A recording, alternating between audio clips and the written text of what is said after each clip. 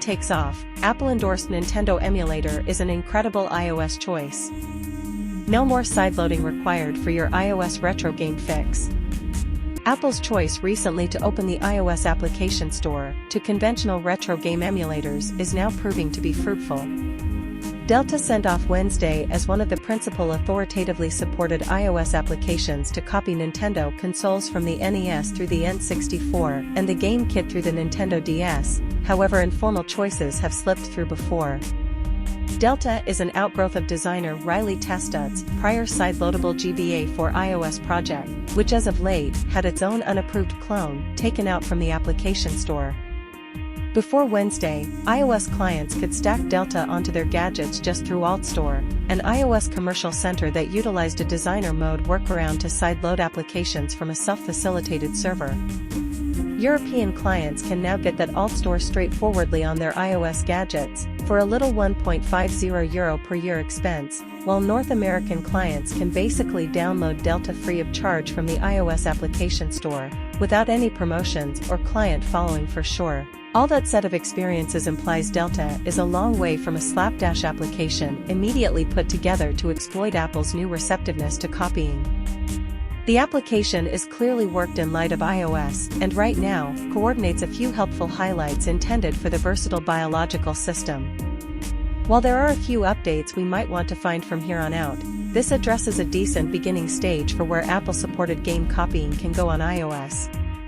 Get a genuine regulator.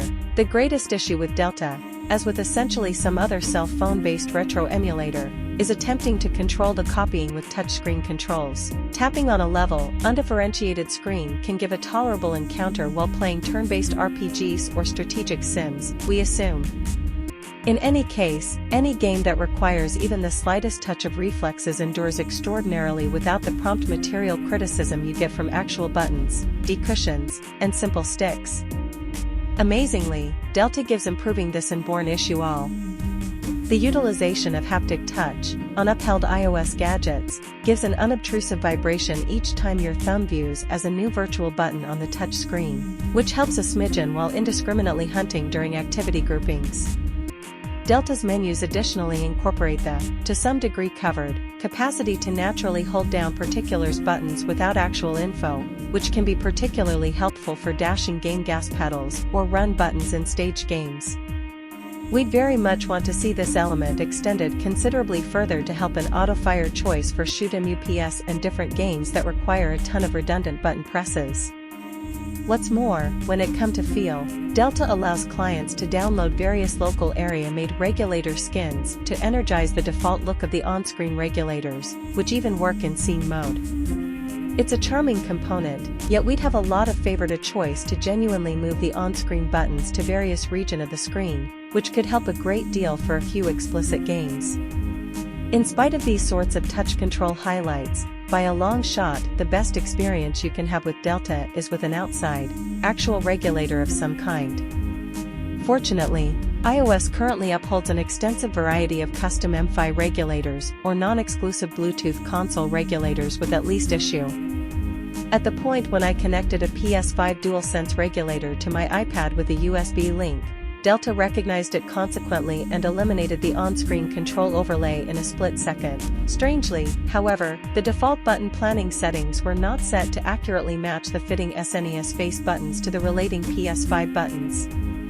I needed to plunge profound into the settings menus to remap the controls, and do so again after I connected a Xbox One gamepad by means of Bluetooth. Whenever that was finished, however, the outer regulators felt fittingly smart and regular.